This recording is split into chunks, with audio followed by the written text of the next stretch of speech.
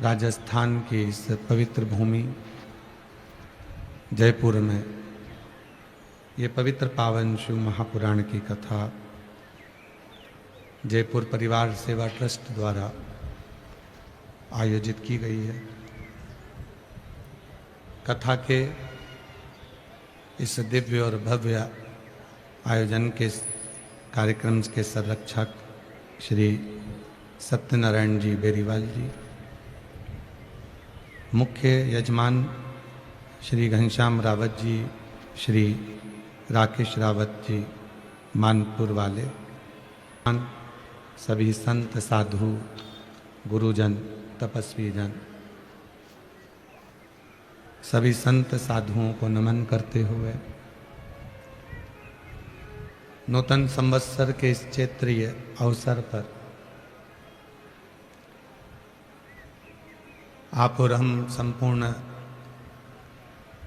अखंड श्री शिव महापुराण की कथा को श्रवण कर रहे हैं और भगवान देवाधिदेव महादेव से प्रार्थना कर रहे हैं कि हमारे जीवन की भक्ति, विश्वास, श्रद्धा अखंड हो।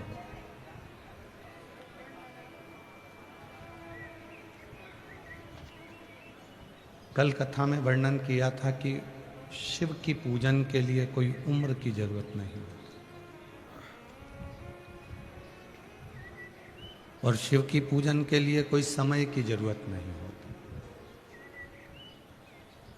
कोई आपसे कहे कि केवल भगवान शंकर की पूजन सुबह होती है,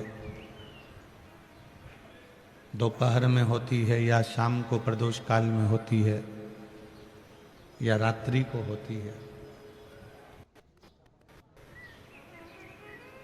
पर शिव महापुराण की कथा कहती है हर पल, हर घड़ी, हर क्षण भगवान को पूजन करने के लिए या शिव जी की आराधना के लिए या साधना के लिए कोई समय नहीं देखा जाता। जो समय आपको मिले और जिस समय आप भगवान शिव की आराधना साधना कर सके। शिव साधना के लिए समय ना देखें, शिव साधना के लिए अगर देखें तो अपना मन का भाव देखें। निर्मल मन सो मोहि पावा और मोहि छल छिद्र कपट ना भावा। आपकी भावना कितनी शुद्ध है, आपका भाव कितना शुद्ध है, वो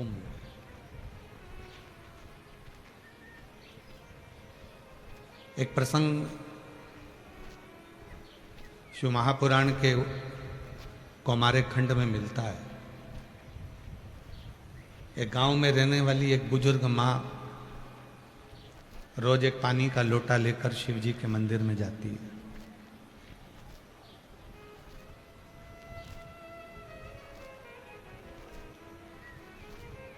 एक बार उसका शरीर थोड़ा सा कष्टप्रद हो गया, उसको रोग लग गया, बुखार आ गया, बीमार हो गई। अच्छा, कई लोग कहते हैं कि भगवान तुमने हमको ये दुख दे दिया, ये तकलीफ दे दी। कोई बीमारी आई और कोई रोग आ गया, कोई बीमारी आ गई तो भगवान को दोष ना दीजिए, बल्कि विचार करो कि हमने पूर्व में कोई ऐसा कर्म करा होगा जिस कर्म के कारणवश आज हमको ये शरीर में भोगना पड़ रहा है। अब भगवान को दोष नहीं देना है। कई लोग कहते हैं कि तू तो भगवान के मंदिर जाती थी, तू तो भगवान का भजन करती थी, फिर भी भगवान ने तेरे को ये दुख दे दिया। कई लोगों के मन में एक भ्रम उत्पन्न हो जाता है कि हम मंदिर जा रहे हैं तो भगवान हमको दुख नहीं देगा, कथा में जा रहे हैं तो हमको भगवान तकलीफ नहीं देगा। नहीं बात, जो कर्म में लिखा हुआ है वो तो तुम्हारे सामने प्रकट जरूर होगा।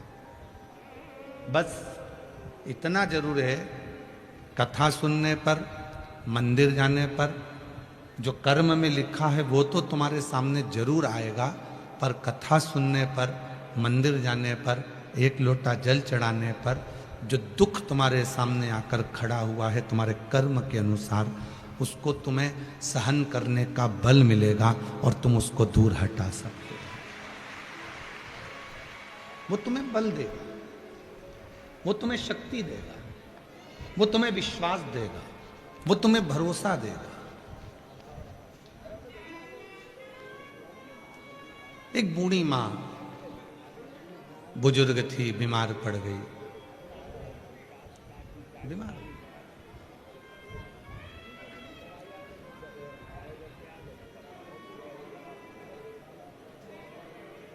जिस पात्र से रोज भगवान को जल चढ़ाती थी वो पात्र 3-4 दिन से धुला नहीं था, साफ नहीं था। और उस पात्र को लेकर जैसे ही शरीर थोड़ा सा ठीक लगा, पात्र लेकर वो मंदिर चली गई। शिव जी के मंदिर में जैसे ही जल चढ़ा रही थी कि पुजारी जी ने उसको रोक लिया, महाराज जी ने उसको रोक लिया।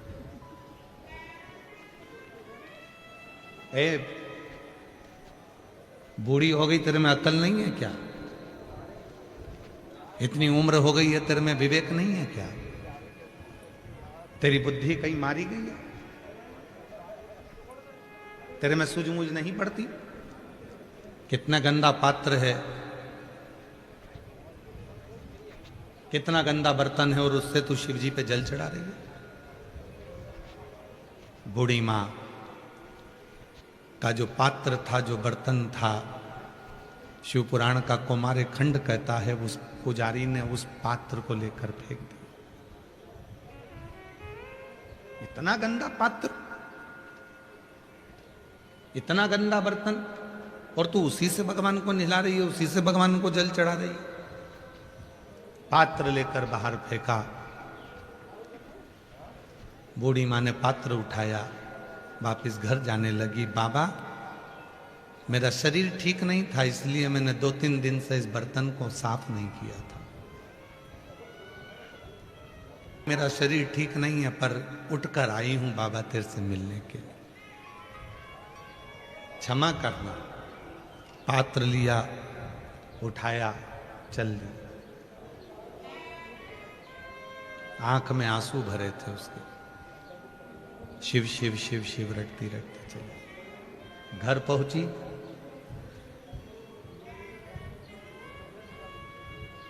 एक छोटा सा बच्चा दरवाजे के बाहर कीचड़ में लथपथ दिख रहा था। शरीर में बहुत सारा कीचड़ लग रहा था, बहुत सारा कीचड़ लथपथ था, बहुत तेज तेज रो रहा था। उसके नैनों से अश्रु बह रहा था। तो बूढ़ी मां ने उसको नमन कर कहा, बेटा तुम यहाँ कहाँ आ गए?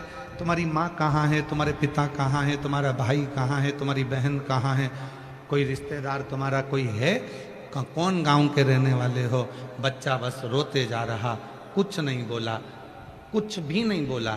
तो बूढ़ी माँ को दया आई, छोटा सा बच्चा है, पूरा की पूरा कीचड़ में लथपथ हो रहा है, चल मैं तुझे नहला देती हूँ। और बूढ़ी माँ ने उसका हाथ पकड़ा, अंदर ले गई, बिठाया, अंदर से जल लाई और उसको स्नान कराया। उसका कीचड़ पूरा साफ करा, पूरा कीचड़ उसके तन पर से साफ कर दिया। बच्चा जो अभी रो रहा था वो उठा और बूढ़ी माँ के गले लग गया और गले लगकर जाने लगा। बूढ़ी माँ ने कहा, अभी तो मैंने पूछा था तेरी माँ कहाँ है, तेरा पिता कहाँ है, तेरा घर कहाँ है, तेरा गांव कहाँ है, तो कुछ बोला नहीं, अब कहाँ जा रहा है?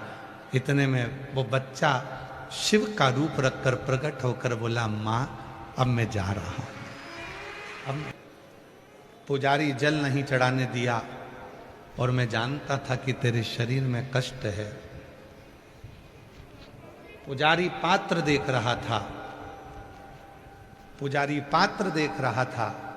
और शिव जी कहते हैं, मैं कभी पात्र बर्तन नहीं देखता, मैं तो केवल मन देखता हूं और तेरा हृदय देखता हूं। मुझे पात्र से मतलब नहीं है, मैं पात्र नहीं जानता कि पात्र कैसा है। मुझे पात्र से मतलब नहीं है कि पात्र कैसा है, पात्र कितना गंदा है, कि पात्र कितना साफ है, कि पात्र कैसा है, मुझे उससे मतलब नहीं।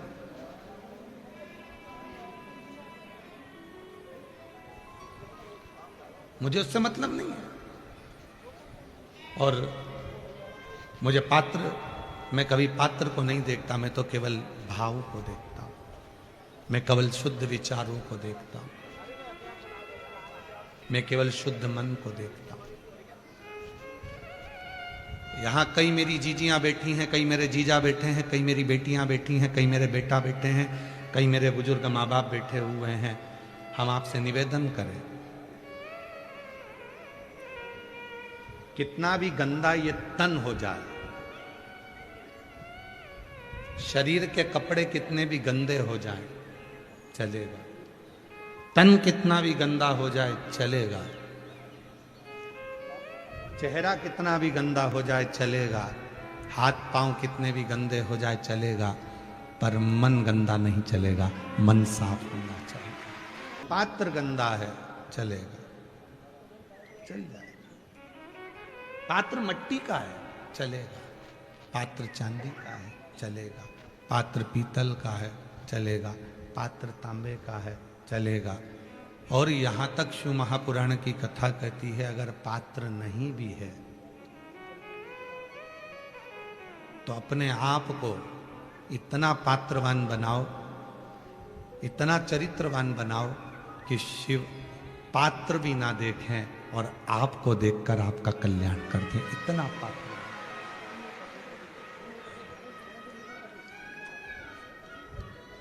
इतना पात्रवान।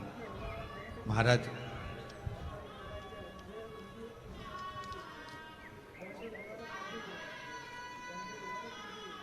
दो चीजें चंचल कभी नहीं चलती, एक चंचल मन, एक चंचल नार। एक चंचल मन भी नहीं चलता और एक चंचल नार, चंचल स्त्री भी नहीं चलती, चंचल नार नहीं चलती। महाराज चंचल नार, सांझे का व्यापार, जमीन बेचकर कार और पति पत्नी का कच्चा प्यार, ये कभी सफल नहीं होता, याद रखो।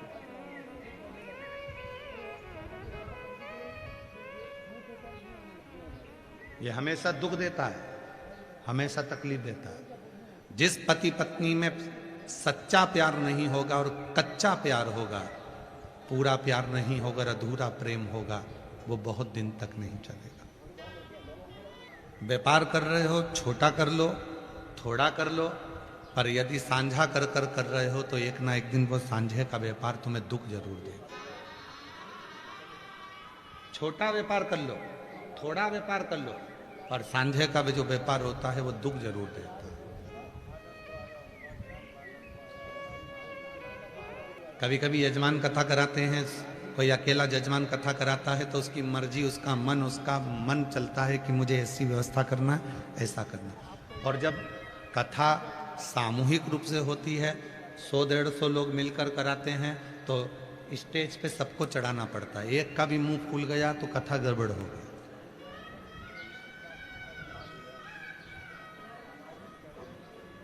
अरे गुरुजी उनकी पत्नी है, बुरा लग जाएगा, चलो आज आन चलो ठीक है।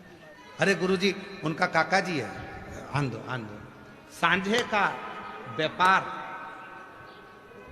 चंचल नार, जमीन बेचकर कार और पति पत्नी में कच्चा प्यार, ये हमेशा दुख ही देता है, कभी सुख नहीं दे सकता। ये सुख नहीं देगा।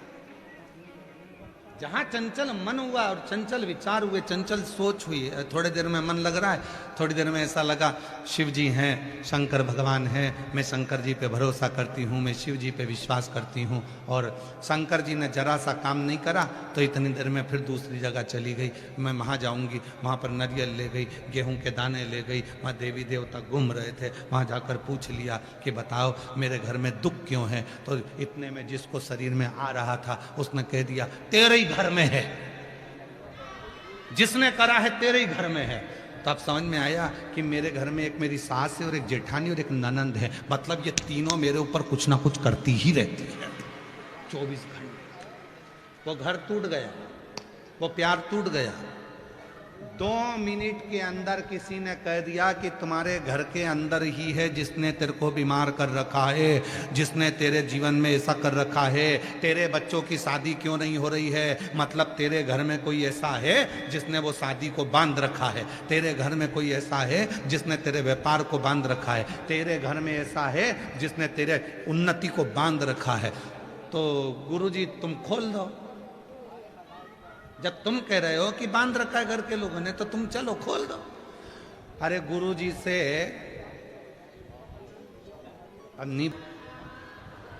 गुरुजी से सवेरे 4 बजे उनकी आंख खोलते नहीं बन रही, तो दूसरे का घर क्या खाक खोलेगा?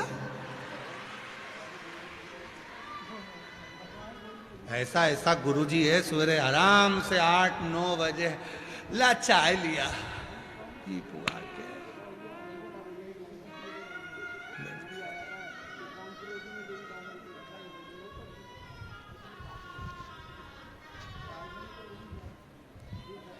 किसी ने बहुत सुंदर एक गीत में लिखा, एकला चलो एकला चलो एकला चलो रे, क्यों फालतू के प्रपंच में अकेले।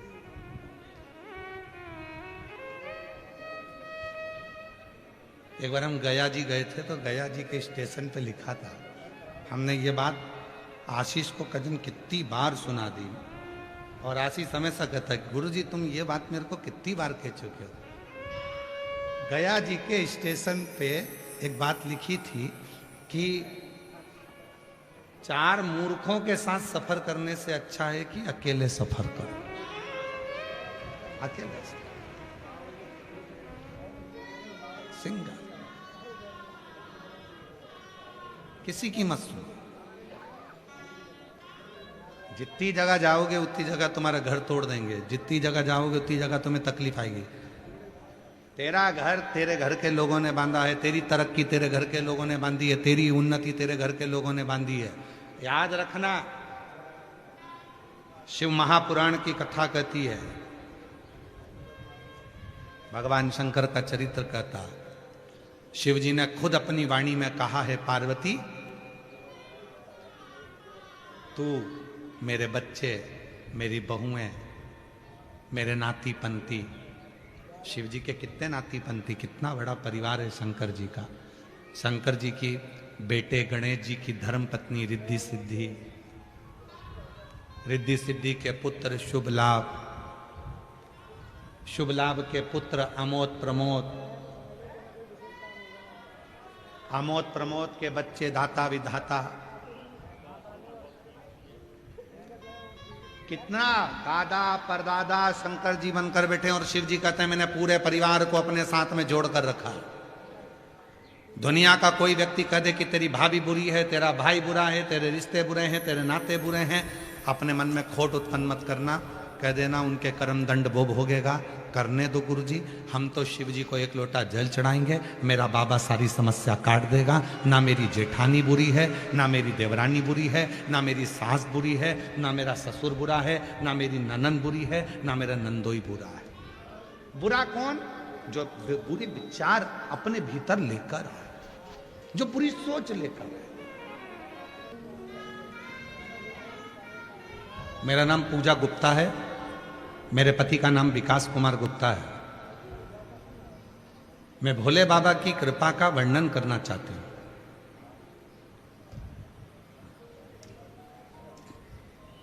गुरुजी, मेरा नाम पूजा गुप्ता, मेरे पति का नाम विकास कुमार गुप्ता। कहीं बैठे हों तो आ सकते हैं। गंगापुर सिटी, सवाई माधोपुर, राजस्थान से आए।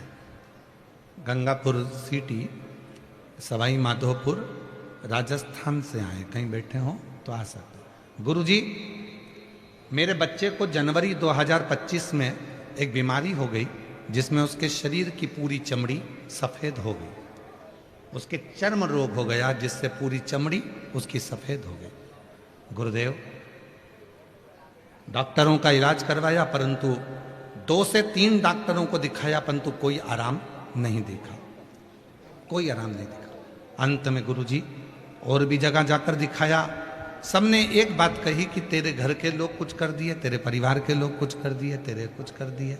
गुरुजी, मैंने भरोसा नहीं किया। क्या मेरे घर के लोग इतने छोटे बच्चे का जीवन नाश कर सकते हैं क्या? मैं नहीं मानी। और फिर किसी ने कहा कि तू एक काम कर, और बताने वाला कोई दूसरा नहीं था, मेरी ही जेठानी, जिस पे लोगों ने इल्जाम लगाया, वही कह दिए कि तुम एक काम करो कि तुम शिव के मंदिर जाकर एक लोटा जल चढ़ाना प्रारंभ करो। और जेठानी ने बताया एक लोटा जल, और मैंने जेठानी के कहने पर एक लोटा जल चढ़ाना जो प्रारंभ करा, उस जल को लाती, बच्चे को लगा देती, सीहोर पहुंच गई, वहां से कंकर शंकर की पूजन कर कर रुद्राक्ष घर लेकर आ गई। उस रुद्राक्ष को पानी में गलाती और उस पानी को बेटे के पूरे शरीर पर लगा देती। आज मैं बाबा को धन्यवाद देने के लिए आई हूँ, गुरुदेव, मेरे बच्चे के शरीर के पूरे सफेद दाग समाप्त हो गए और मेरा बच्चा अच्छा हो। मैं बाबा को प्रणाम करने के लिए।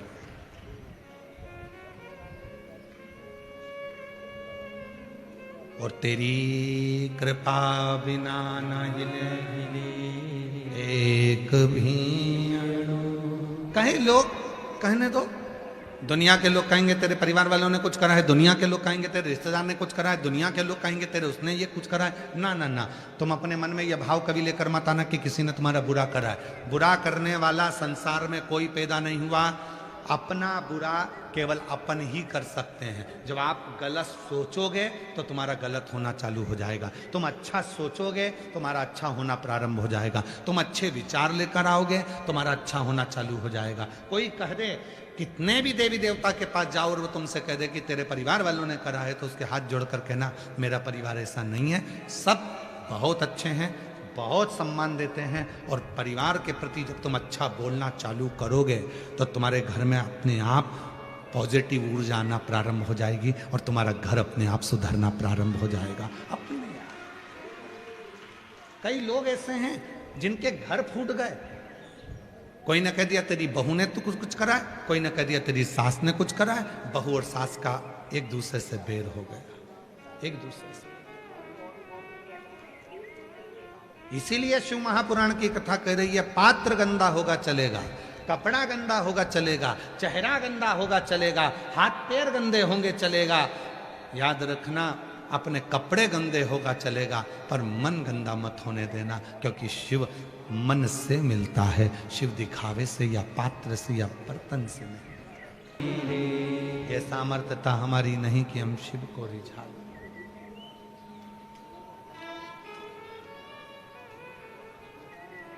क्या क्या चीज चढ़ाते हो शंकर भगवान को? चलो बोलते जाओ जरा। जयपुर वाली जीजियों और मेरे जीजाओं, मेरी बेटियों, मेरे बेटाओं, मेरी माताएं, मेरे बुजुर्ग माँ बाप, सब बोलना शिव जी को क्या क्या सामान चढ़ाते हो? जल, दूध, चावल, धतूरा, बेलपत्र, शमीपत्र, चंदन, लाल चंदन, पीला चंदन, शहद, दही, घी, शक्कर, काला तिल, मूंग, काली मिर्च, सब शिव जी को चढ़ाते हो। कमलगट्टा सब शिव जी, दुर्वा शिव जी को, कनेर का फूल शिव जी को, आग का फूल शिव जी।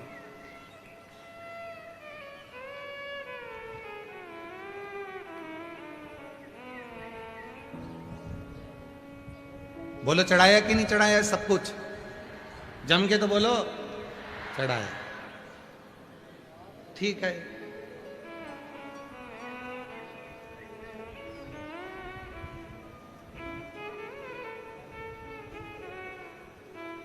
सब कुछ चढ़ाया। और यदि तुमने बेलपत्र चढ़ाई और विश्वास ही नहीं चढ़ाया तो वह बेलपत्र असर करेगी? जम के बोलो। कनेर का फूल चढ़ाया और तुमने विश्वास रखकर नहीं चढ़ाया तो वह कनेर का फूल असर करेगा? दुर्वा असर करेगी? पहले दवाई अगर तुम खा रहे हो किसी डॉक्टर की, तो पहले डॉक्टर पर विश्वास होना जरूरी है। मैं जिस डॉक्टर का इलाज करवा रही हूँ, मैं जिस डॉक्टर को दिखा के आ रही हूँ, वो बहुत अच्छा डॉक्टर है और वो मेरा इलाज कर देगा। कजन कितनों को अच्छा करा है, मुझे भी अच्छा कर देगा। तो डॉक्टर तुम्हारा हाथ पकड़ेगा और तुम ठीक होना प्रारंभ हो जाओगी, क्योंकि विश्वास तुम्हारे ऊपर पूर्ण कर विश्वास।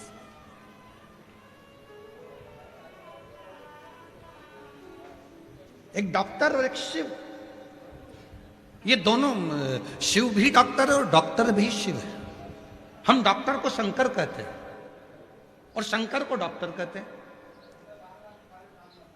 इसलिए हम आपसे बार बार कहते हैं, अगर तुम्हारे शरीर में रोग आया, तुम्हारे शरीर में बीमारी आई, तुम्हारे शरीर में तकलीफ आई, तो सबसे पहले डॉक्टर के पास जाओ। डॉक्टर इलाज करेगा, डॉक्टर दवाइयां देगा, डॉक्टर जांच कराने का बोले तो जांच कराओ, डॉक्टर जैसा बोले वैसा करो। और जो दवाई तुम डॉक्टर से लेकर आओ, उसे कुंदकेश्वर महादेव का नाम लेकर उस पर भरोसा कर कर खाना प्रारंभ करो, तो ये दोनों डॉक्टर तुम्हारा काम कर कर तुम्हारा शरीर ठीक कर देंगे।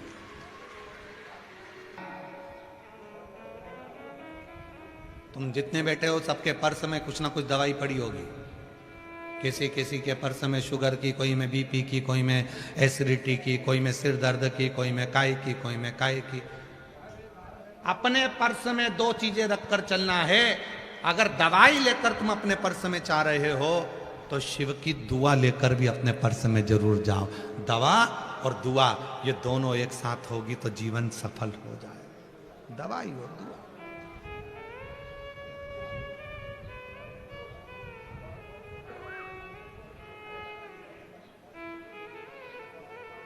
बिना दवा के और बिना दुआ के काम नहीं चलने वाले। केवल दवा दवा ले लो तो डॉक्टर भी आखिरी में कह देता है अब तो उसके हाथ में है, उसको भजो, दुआ काम आएगी। और केवल दुआ से काम नहीं चलेगा तो दुआ वाला भी कह देगा थोड़ा डॉक्टर की दवा ले लो, दोनों से काम चलेगा। दवा भी चाहिए और दुआ भी चाहिए। इसलिए डॉक्टर शिव है और शिव ही डॉक्टर, दोनों को। इस व्यासपीठ ने कभी ये नहीं कहा कि तुम शंकर जी की पूजन कर रहे हो तो शिव जी के मंदिर जा रहे हो तो डॉक्टर के पास नहीं जाना। ये व्यासपीठ हमेशा कही है डॉक्टर के पास पहले जाओ, फिर जल चढ़ाने जाओ, और जल चढ़ाकर जो लेकर आओ तो उस जल का आचमन करो और शिव पर विश्वास करो कि तुम ठीक होगे।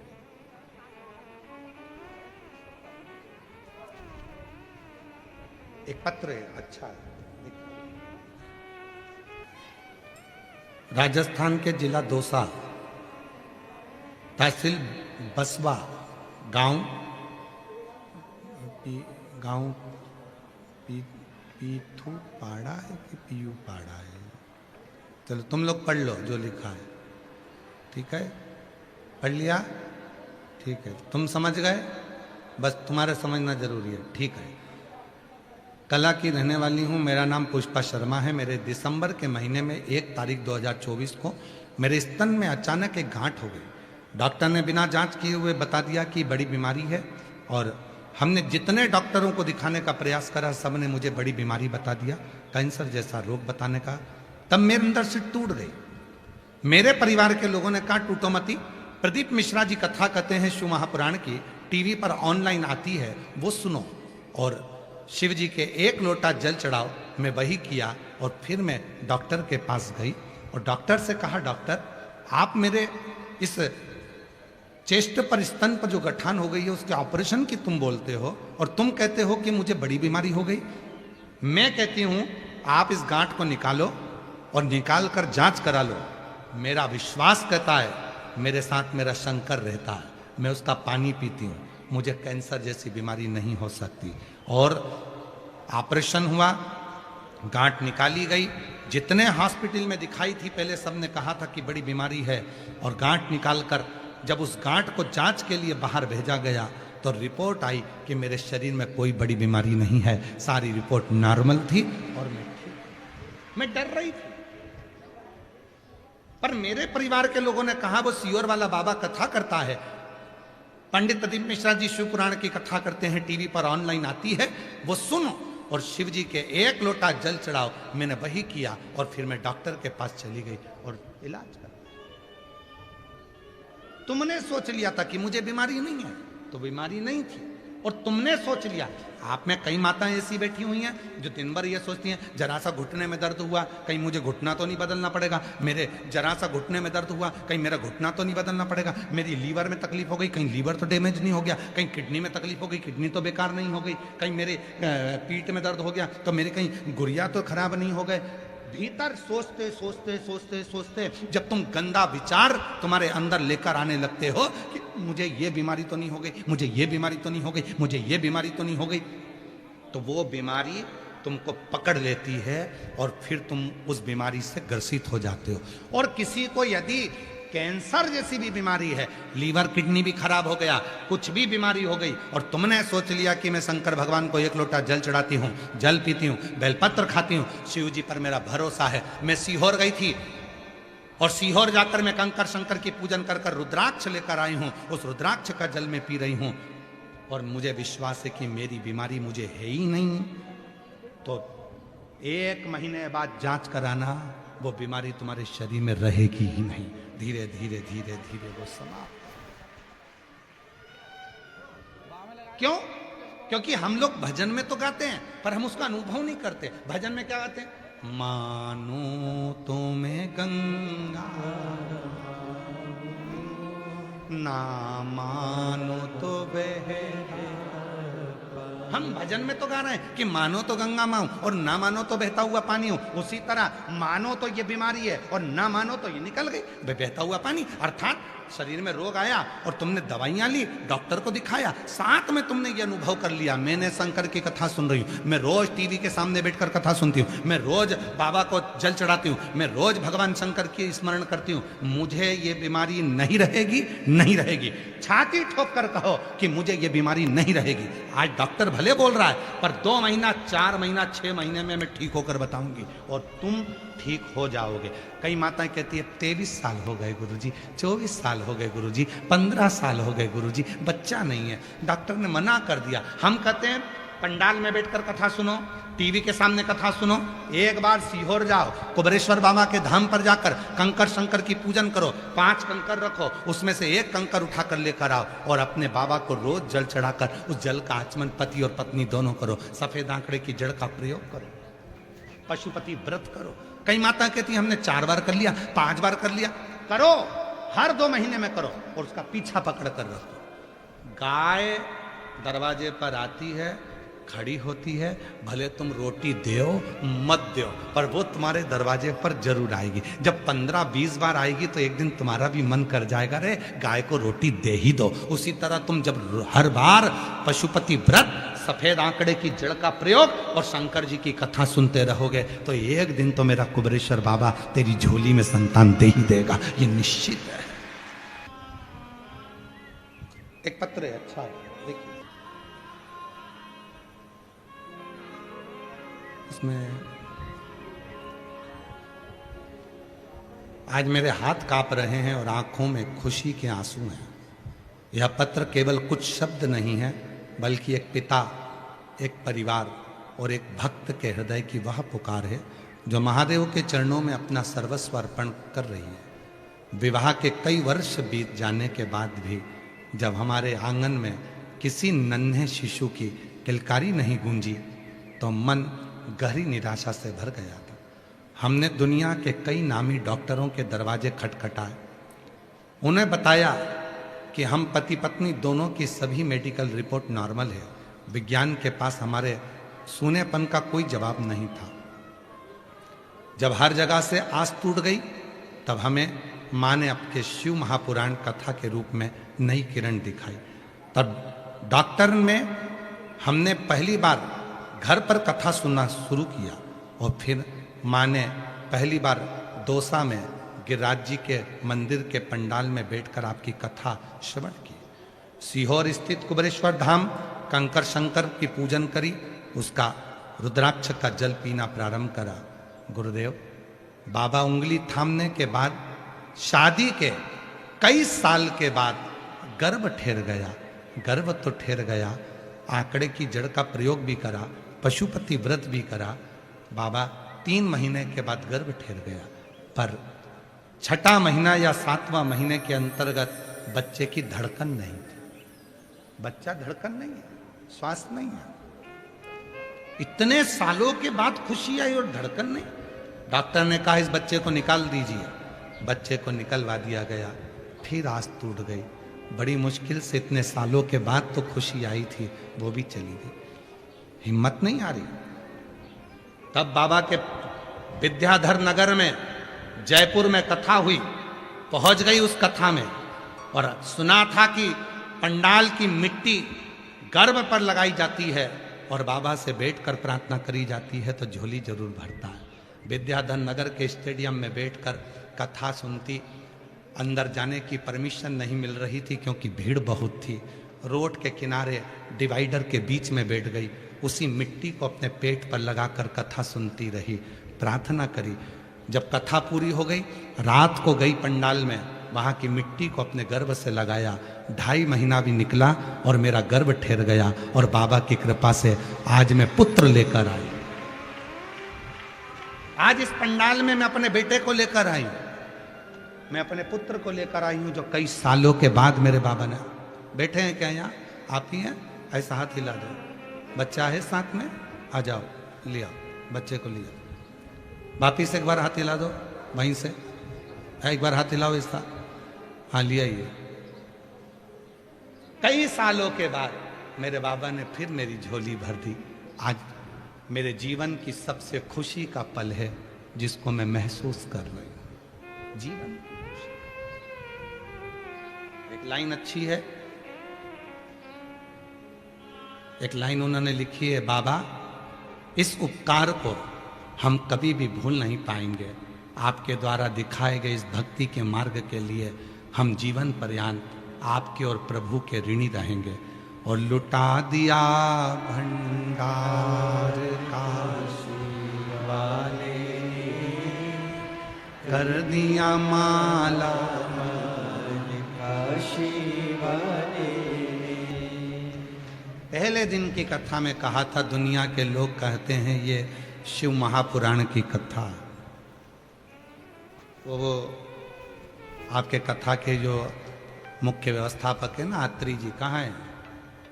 कहीं बैठे हैं? अच्छा, ये है। ये जब आए थे, खड़े हो जरा अत्री जी, खड़े हो जाओ, खड़े हो जाओ। ये जब सीहोर आए थे ना कथा के लिए, तो हमने इनसे, इन्होंने कहा था गुरुजी कथा कराना है।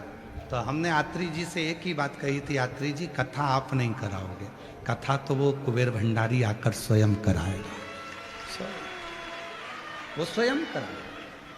कहा गुरुजी इतने लोगों का भोजन भंडारा कैसे होगा? तभी भी यात्री जी हमने एक ही बात कही थी कि तुम तो बस आगे बढ़ो, कराने के लिए स्वयं कुबेर भंडारी किसी ना किसी को भेजता रहेगा और कराता रहेगा। भाव शुद्ध था अत्री जी आपका, हृदय में शिव के प्रति भाव था, इसलिए बाबा ने इतना दिव्य आयोजन। और हम सत्य कहें अत्री जी, अभी तक हमारी कथा के 3 पंडाल बनते थे, पहली बार 7 पंडाल बने हैं। ये बड़ा इतिहास है। और 7 पंडाल बनने पर भी लोग बाहर टेंट के बाहर बैठे हैं, ये उस शिव की कृपा है, शिव की कृपा। बैठिए, प्रणाम।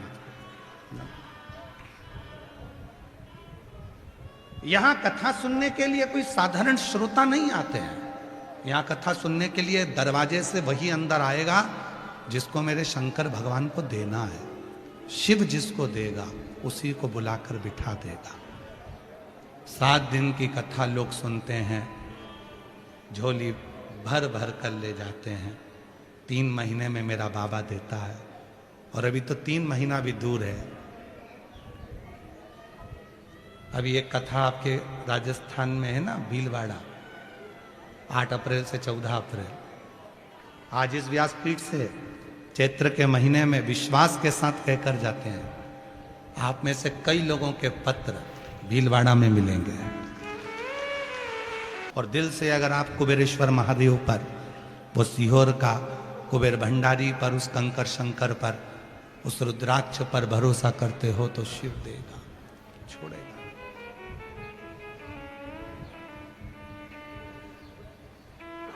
हम जितने लोग सीहोर आते हैं, हम उनसे एक ही बात कहते हैं कि तुम कुबेरेश्वर धाम आओ तो सबसे पहली दंडवत प्रणाम तुम्हारा दरवाजे पर होना चाहिए, सबसे पहले।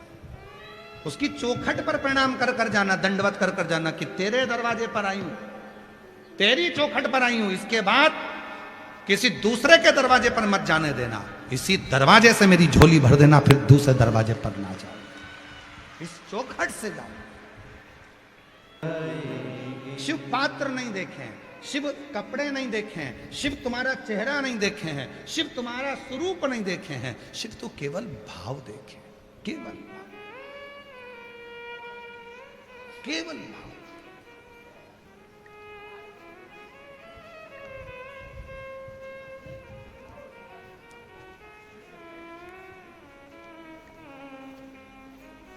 शिव ने केवल भाव देखा, उसके सिवा कुछ नहीं, केवल कभी नहीं देखा, पर झोली भरी देखी। और कैसे मालूम पड़ता कि झोली भरी? इन पत्रों के माध्यम से, ये जो पत्र आते हैं इनके माध्यम से मालूम पड़ता है कि झोली भर दी तूने।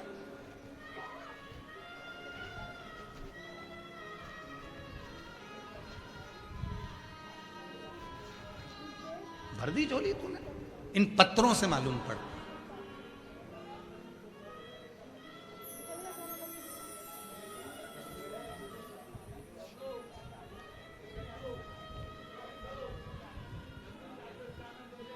शिव कथा कर रही है, शंकर भगवान तुम्हारा पात्र नहीं देखे।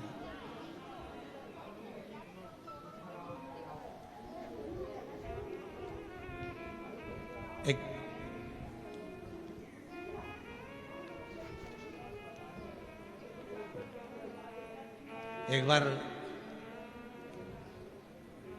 कृष्णेश्वर कथा करने के लिए गए तो वहां पर एक लड़के ने प्रश्न करा कि शंकर के शिवलिंग में उनकी आंखें, उनका मुख, उनकी नासिका, उनका चेहरा कहाँ होता? गुरुजी, किसी मूर्ति का मुख दिखता है, किसी मूर्ति के हाथ दिखते हैं, किसी मूर्ति का स्वरूप दिखता है तो पूजा करने का भाव जागृत होता है,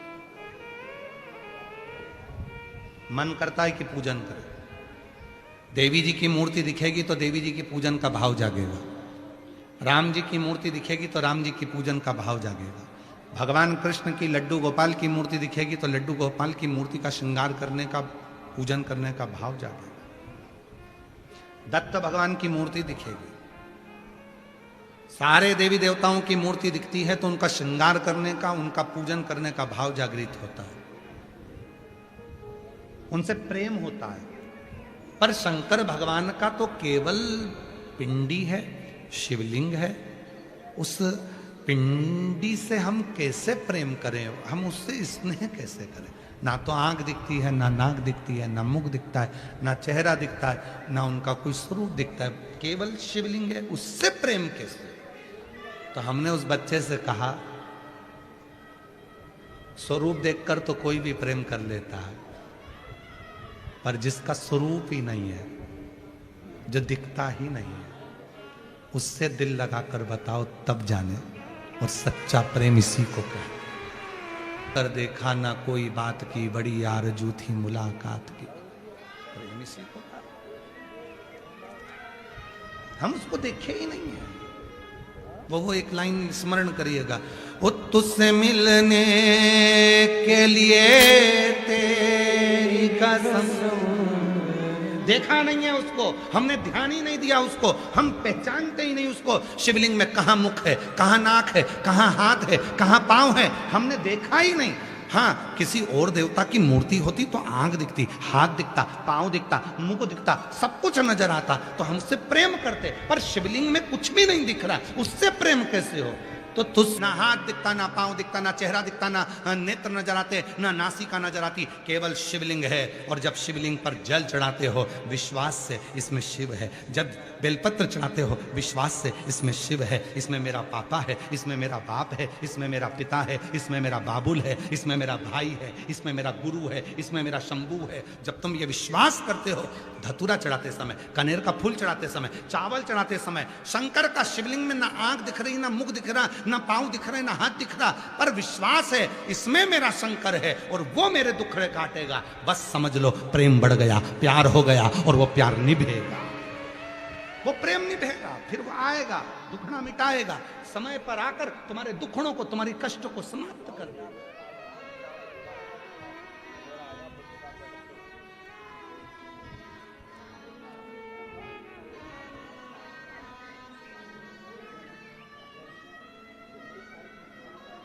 कितना देता है वो, कितना, उसके देने की कोई सीमा नहीं है। हम पत्र नहीं पढ़ पाते। कल भी एक पत्र आया था, उसमें एक माता जी ने लिखा, हम इतने सारे पत्र देते हैं, आप लोग पढ़ते नहीं हो गुरुजी। हम पत्र ही पत्र पढ़ेंगे तो जयपुर वाले कहेंगे लेटर ही पढ़ने आए हैं। आज एक काम करें कि आप लोगों का मन हो तो थोड़े से पत्र तुमको दे देते हैं, पढ़ लो। और पढ़ोगे और आपसे माइक पे हम माइक दे देंगे, आप बता देना कि इसका क्या काम हो गया। बस इतना बता देना कि नौकरी लगी, कि बच्चा हुआ, कि क्या हुआ, कि क्या हुआ। तैयार हो क्या? भेज दें थोड़े पत्र नीचे। हम नहीं पढ़ पाते, हमारे पास समय नहीं इतना। हम थोड़े बहुत पत्र जो आते हैं, पर याद रखना, पत्र भेजना तुम्हारा काम है, पढ़ना उस शिव का काम है। जितने पत्र आते हैं सब यहाँ इकट्ठे होते हैं। आखिरी दिन उसको व्यासपीठ पर रखा जाता है। आप लोगों ने दर्शन करे होंगे कभी कथा में। आखिरी दिन व्यासपीठ पर उसको पूरा लाया जाता है और बाबा को हाथ जोड़कर प्रार्थना कर कर कहा जाता है, बाबा इन सब की झोली खुशियों से भर देना, किसी नारी की गोद खाली ना रहे और किसी पुरुष की जेब खाली ना रहे, सब तुझे। पत्र तुम लिखो। कई लोग सोचते हैं गुरुजी पढ़ते नहीं तो हम लिखे नहीं। नहीं लिखो, तुम गुरुजी को नहीं लिख रहे, तुम अपने पिता को लिख रहे हो, तुम अपने बाबुल को लिख रहे हो, तुम अपने पिता को लिख रहे हो, तुम भगवान को लिख कर दे रहे हो कि हमारा ये काम हुआ, हमें बाबा ने ऐसी कृपा कर दी।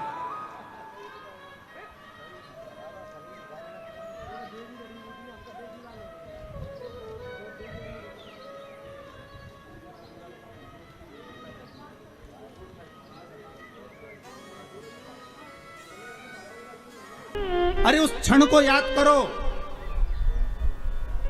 जो जिस चीज का दान करता है उसके सामने आ जाता है। जो जिस चीज का दान करता है। गरुड़ पुराण का एक एक संवाद याद करो कि हो सकता है हमारे द्वारा हम मकान बना रहे हो, कोई पेड़ काट दिया हो, कोई वृक्ष निकाल दिया हो, अपनी जगह बनाने के चक्कर में, अपना सुख देखने के चक्कर में ना जाने उस ऑक्सीजन को हमने रोक दिया हो। तो आज हो सकता है ऑक्सीजन हमारे तक नहीं पहुंच पा रही है। खुद के भी तो कर्म भाव को फिर स्मरण किया जाए कि हो सकता है, तो भगवान से क्षमा मांगो, याचना करो उसके आगे कि हो सकता है मैंने पूर्व में कोई गलती करी होगी, पर मेरे नाथ हे शंभु, हे त्रिकालदर्शी, हे कैलाशी, है विनाशी, कुछ ऐसी कृपा कर दे कि अब वो गलती नहीं करूंगा। हो गया, मेरे से गलती हो गई थी, मैंने हो सकता है पीपल का वृक्ष कटवाया हो, बेलपत्री का वृक्ष कटवाया हो, और भी आम के पौधे, ना जाने कितने बगीचे कटवाए होंगे। जब मैंने कॉलोनी काटी होगी, जब मैंने प्रॉपर्टी बनाई होगी, जब मैंने कुछ निर्माण करा होगा, ना जाने कितने ऑक्सीजन देने वाले इन वृक्षों को काटा होगा, तो उसका भाग हो सकता है मेरे कर्म में लिखा होगा, पर आज क्षमा मांगता हूं कि अब नहीं होगा। उस परमात्मा से भले पलंग पर पड़े हो पर क्षमा याचना कर लो, उससे मांगो क्षमा। वो पिता है और बाप हमेशा अपने बच्चे को माफ कर देता है, ये पक्का है। हो सकता है गलती हुई होगी तो मेरा शंभु, मेरा त्रिकालदर्शी, मेरा कैलाशी क्षमा भी कर दे।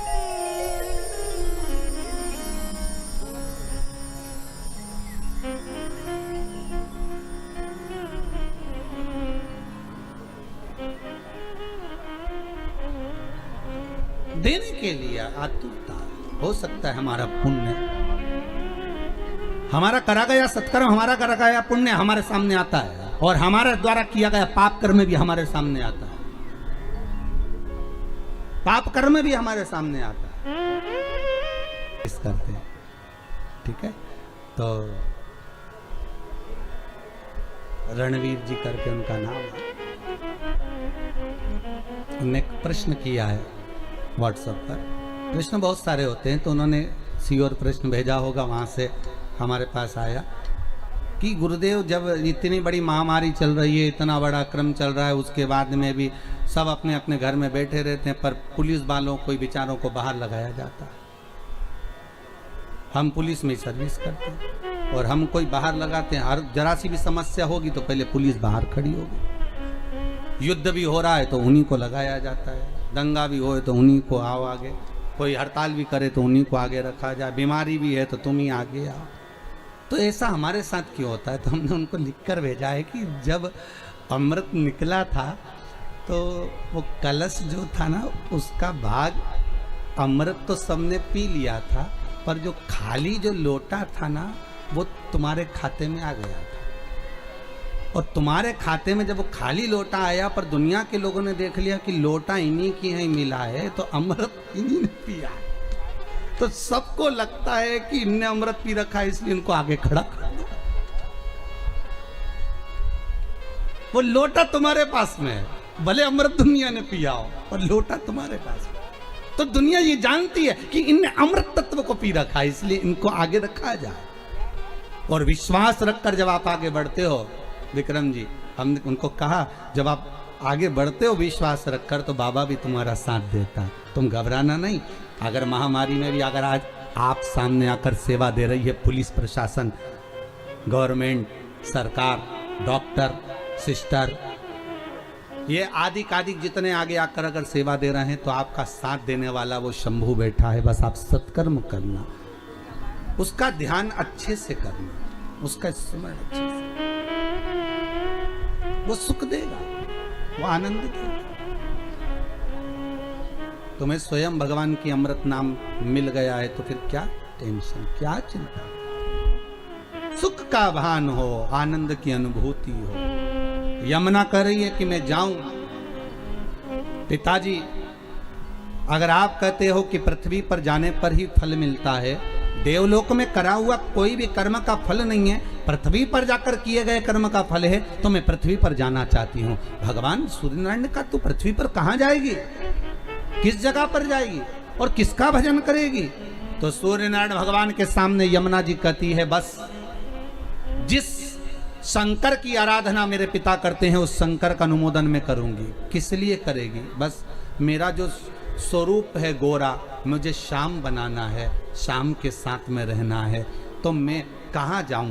भगवान सूर्य नारायण ने कहा, मेरे ही द्वारा निर्मित है कालिंदगिरी पर्वत, मेरा ही एक स्वरूप है। गिरी पर्वत मेरा एक स्वरूप है। यमुना, जाओ भूमंडल पर, तुम वहां जाकर तप साधना करो। कालिंदगिरी पर्वत पर यमुना जी चली गई, 12 वर्ष की थी, तप साधना में जो लगी। ऐसी तप साधना करी शंकर भगवान की, ऐसी तप साधना करी, ऐसी तप साधना करी, शंकर भगवान आ गए, कालिंदी मांग तुझे क्या चाहिए? कालिंदी?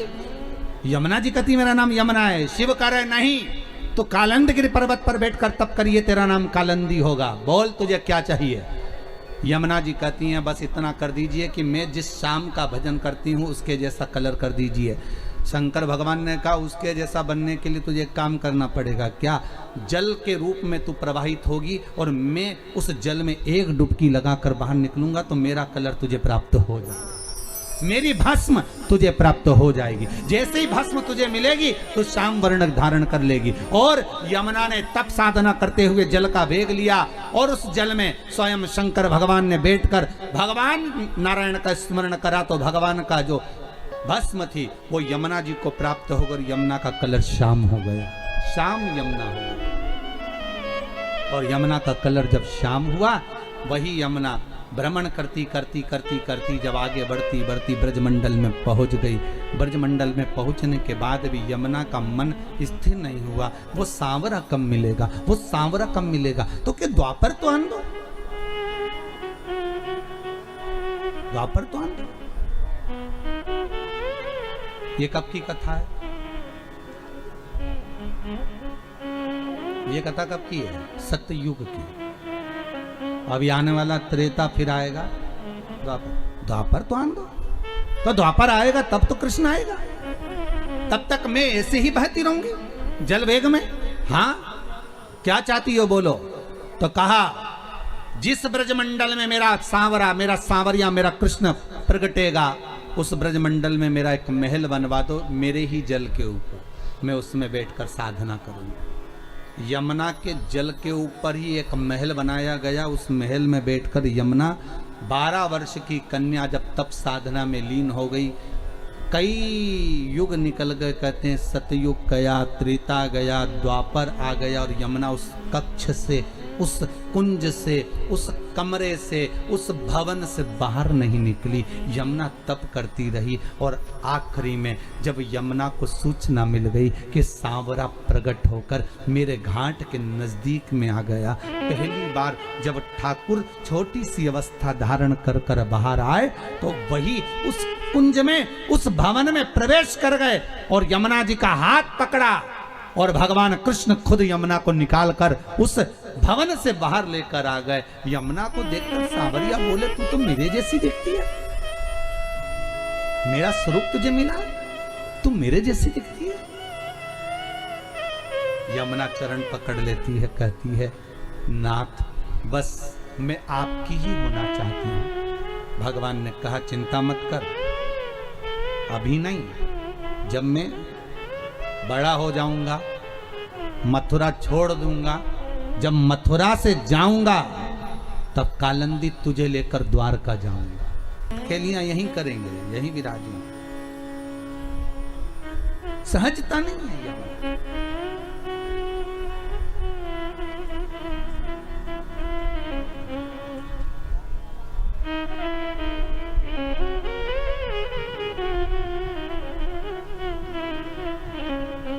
धन्य है माया, धन्य है वो सूर्यनारायण भगवान की डीकरी, धन्य है वो सूर्यनारायण भगवान की बेटी, धन्य।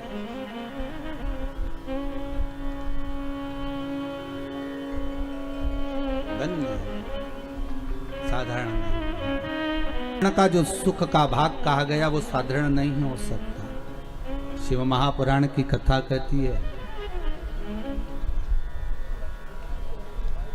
भगवान शंकर का चरित्र वर्णन करता है। कल कथा जो चल रही थी उसमें अपन ने एक व्याख्यान सुना था मंथन का। उस मंथन में विष निकला तो शिव को मिला, अमृत निकला तो देवताओं को मिला, और देवता अमृत पाने के बाद भी उनकी अभिमतता इतनी बढ़ गई थी कि वो भगवान शंकर के सामने खड़े होकर कहते हैं कि आपने विष पिया तो कौन सा बड़ा काम किया। देखिएगा जरा, संबोधन देखिएगा। जब धन का मद आ जाता है, जैसे बाणासुर के पास आ गया,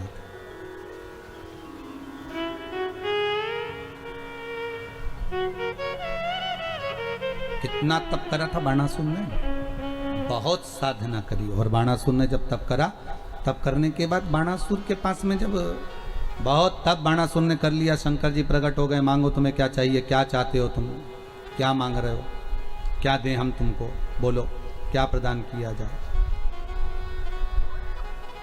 हम तुम्हें क्या दे सकते हैं, बोलो। बाणासुर ने कहा, अगर आप हमें देना चाहते हैं तो हमारे हजारों हाथ कर दीजिए। शिव जी ने कहा ठीक है, हजारों हाथ दे दिए।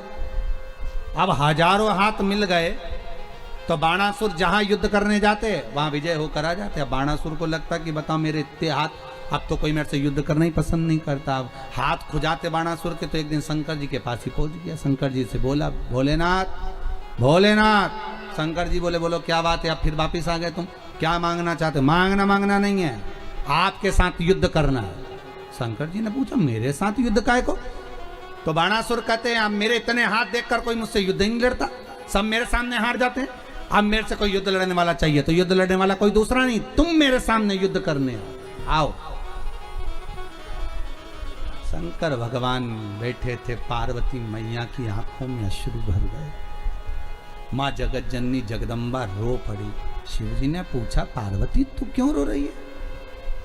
पार्वती जी कहती हैं, आप कहते थे कि बाणासुर तो मेरा शिष्य है, बाणासुर तो मेरा गण है, बाणासुर तो मेरा द्वारपाल है, और ये बाणासुर तो हाथ सामने आकर कह रहा है कि तुम युद्ध लड़ो, मेरे को तुमसे युद्ध लड़ना। पार्वती चिंता मत कर,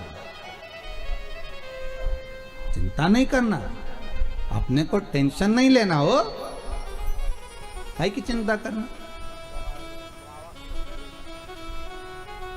जरा जरा सी बात में तू रोने बैठ जाती है टेंशन लेकर। अब नारी का स्वभाव है, स्त्री है। आप में भी कई माताएं ऐसी होंगी, जरा सी बात टेंशन आ जाए तो रोने बैठ जाए बेचारी को, कहीं फिर टेंशन आ जाए, फिर अब नारी का स्वभाव है, उसको हो जाता है ऐसा भाव प्रकट हो जाता।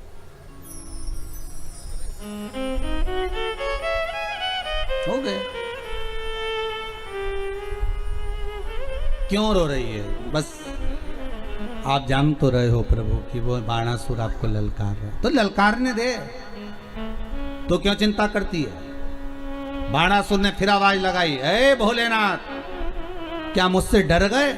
शंकर भगवान बाहर नहीं निकले तो स्वयं भगवान विष्णु को क्रोध आ गया और भगवान विष्णु आकर भगवान शंकर से कहने लगे, आप इससे भय खा रहे हो? आप इससे डर रहे हो? मैं इससे भय नहीं खा रहा हूं, मैं डरा नहीं हूं इससे, हो, मैं डर नहीं रहा हूं इससे। तो फिर आप युद्ध करने क्यों नहीं जाते? जाओ युद्ध करने के लिए। शंकर भगवान बोले, बात इतनी सी है कि अगर जिस बेटे को मैंने एक महल बनाकर दिया, उस बेटे के महल को बाप कैसे तोड़ सकता है? अरे बोलो भाई, आप लोग भी तो कथा सुन रहे हो तो स्मरण करते होगे, आपको ध्यान में होगा, पिताजी बेटे का मकान बनवाए और बेटा लड़ाई कर ले, झगड़ा कर ले, तो क्या बाप बेटे का मकान तोड़वा देगा? अरे बोलो जम के, तोड़वाएगा? नहीं, माँ मना कर देगी, रहने दो, काय को तोड़वा रहे हो, अब हो गया, झगड़ा कर लिया, कर लेने दो,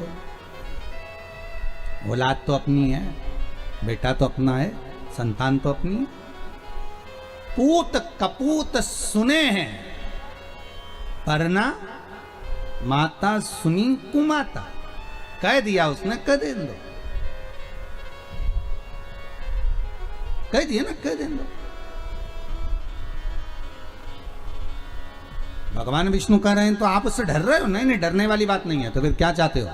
शंकर भगवान बोले, हजारों हाथ मैंने दिए हैं और अगर मैं ही काटूंगा तो दुनिया के लोग क्या कहेंगे कि भगवान ने दे भी दिया और काट भी दिया। शंकर जी बोले, मैं नहीं काटूंगा। तो फिर कुछ तो करो। भगवान शंकर बोले, हम क्या करें, अब जो कुछ करोगे आप करोगे, हाथ हमने दिए, काट तुम दो। भगवान विष्णु बोले, मैं काटूं? हाँ। तो भगवान विष्णु ने पूछा, वो कैसे? शंकर भगवान ने कहा, द्वापर में जब ये आप कृष्ण बनकर जाओगे, बाणासुर की कन्या का प्रसंग जब आएगा, तब इसके हाथों को, भुजाओं को आप काट काट कर गिराना। आखिरी में अगर हाथ कट गए और यह बाणासुर जब मेरे चरणों में आ जाएगा तो वचन देता हूं कि बच जाएगा, और अगर यह बाणासुर तब भी मेरे चरणों में नहीं आया तो फिर मरी जाएगा। और उठा